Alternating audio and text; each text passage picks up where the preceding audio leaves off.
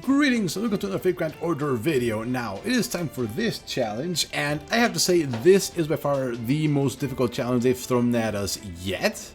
And that's because you have to survive what is essentially a bombardment from an unkillable enemy. So, let me explain. We are facing off against Arash, but it's not just any Arash. This Arash actually is basically invincible because he's got 5 million HP. And yeah, that's how not exactly killable. And because he's an archer, his MP bar has 3 charges, and he has a permanent buff that makes his MP ignore invincibility, so no dodging or invincibility. And yeah. Oh yeah, and by the way, he also has guts on him. So what's going on? Well, the point of the fight is that you need to wait out Arash and let him kill himself with his Noble Phantasm. However, as I just told you, he has guts on him. And not just any guts, he's got, I believe, a stack of 3 guts, and then after he uses the first one, he'll use another one, so that's 4. So you need to wait for him to kill himself 5 times using his Noble Phantasm. But as I just told you, that Noble Phantasm ignores evasion and invincibility. So how are you supposed to do this? Well, there are 2 ways. You can either go with a bunch of guts, which I tried several times and got very close but no banana. Or you can do, which is what I did, which is I followed another guide on YouTube, which is basically a solo quote-unquote MASH guide. And this is essentially what she is designed to do. So I'm going to leave you with a link to the actual video that I followed, turn by turn. Now, I tried several times by myself and just trying to figure it out on my own, but my cooldowns would always be off when I needed them, or something would be completely off. So instead, what I did is I put the video on and then I followed on turn by turn and made sure that MASH had her cooldowns were used at the exact same turn, her Noble Phantasm was used on the exact same turn. Now, during this, I actually brought along a Merlin with me, and that made a little bit of a difference, although not too much, because thanks to Merlin, you do get some MP charged per turn, some healing. But by the time Rash used his first MP bar, Merlin was gone, and it was basically identical video. I was basically copying the video 1 for 1. If he used the skill, I used it as well. And basically, yeah, that's basically what I did. But before I send you to the video, here's what he actually figured out. So this guy figured out that because MASH can do it by himself, you need to basically get everybody else killed, but you also need to be able to clear the first wave of, I believe, archer allies of tentacle monsters that can randomly crit you for 2,000, 4,000 damage, and as well as using that time a little bit to charge up MASH's MP bar. So, what did he do? Well, this is essentially the party he made up, except that in his case, as he shows you at the beginning of his video, his support is actually the Arash that you see right there. Now, Arash is there because basically you take on Georgios to tank the first turn, and then you take on Leonidas to take on the second turn, and then you use the friend Arash to completely clear the wave and leave MASH alone against Arash, the enemy Arash, and that's basically how the fight goes.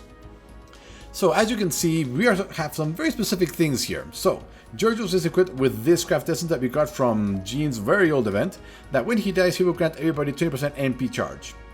Not absolutely crucial, but definitely nice. Now in his video, he also has his Leonidas equipped with the 3-star essence, the 2 or 1-star essence Battle of Kamlan, which is essentially that same thing, except it only gives 10 or 15% if it's limit broken. You can get the Battle of Kamlan from the friend summon, so you might want to consider trying to pull that and limit break it if you actually need it. Obviously, now this, on MASH we have something extremely important, that is the Holy Shroud of Magdalene.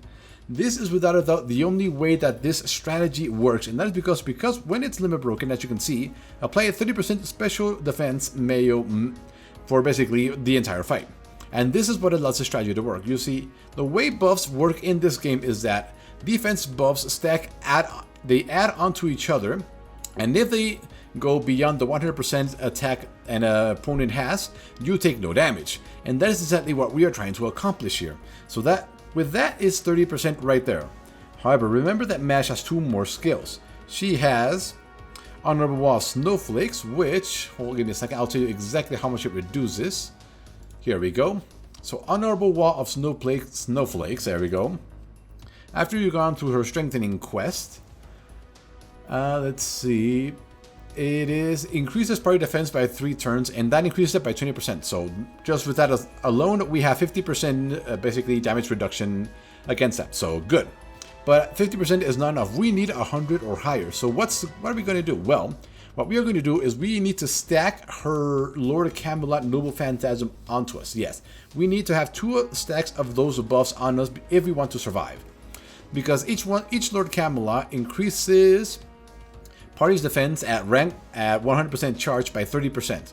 So 50 plus another 30, that's 80. So we need the second one to reach 110% to be able to survive Arash's Noble Phantasm.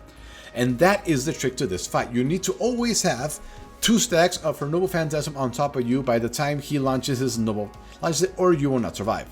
But because he is an archer and he recharges in 3 turns, you need to recharge it again by yourself. You need to recharge it twice in 2 turns, or 3 turns. So that is where her other skill comes in, and that is this. So as you can see, this right here is extremely important. This allows you to fully recharge her Noble Phantasm doing her own heroic arts chain to full. So you launch your Noble Phantasm, and then with her 2 arts cards that are in your deck, along with this ability, automatically fully recharge it to like 120%. And this is what you need to do in order to survive turn after turn after turn of Noble Phantasm that Arash will be throwing at us. But this has a cooldown of 6 turns, so what is the trick to this? So the trick is pure timing, and that is what the video that I follow, which is in Chinese or Japanese, not sure, figured out. He figured out the rotation of skills on each turn to ensure that we can use this every single time Arash is going to launch a Noble Phantasm to ensure our survival. So, if you've never used Smash or don't have her level up, make sure you level her up to max, level this up to max, level this up to max, and this you can pretty much leave on your... This you also want to level up to max because it gets 20% extra MP charge. So what's that going to cost you? Well, let's see. If we can see here, it's not exactly difficult to level up her skills. We basically have a surplus of all of these things, so 15 of each of these things and 3 of these is enough to get her up. And then Ascension basically happens on its own. All you need to do is make sure you have her at max level, and that really is a strategy. Use Mash to essentially outlast Arash. So without further ado, I'm going to leave you to the link to the video that I followed. I just managed to complete it by following it step by step, turn by turn, and basically we ended up with the exact same HP by the end, even though I did go in... Well, yeah, by the way, if you cannot find what the video shows, which is a friend Arash or a friend Leonidas, which is actually very plausible because nobody puts 2-star servants and 1-star servants in their friend list, what I ended up doing is for the support, I grabbed a Merlin that also had a limit broken... How much I'm going to call it? A limit broken crash essence of Ilia Prisma Cosmos, I believe it's called. So if we go here, yes, I know I'm not going to get anything, but I'm not going to do it. This one right here. This is the Merlin that I grabbed onto. So he's got a Prisma Cosmos, so he gains 10% each turn, and then his own passive grants him... I believe an extra 5 to 10%, so yeah.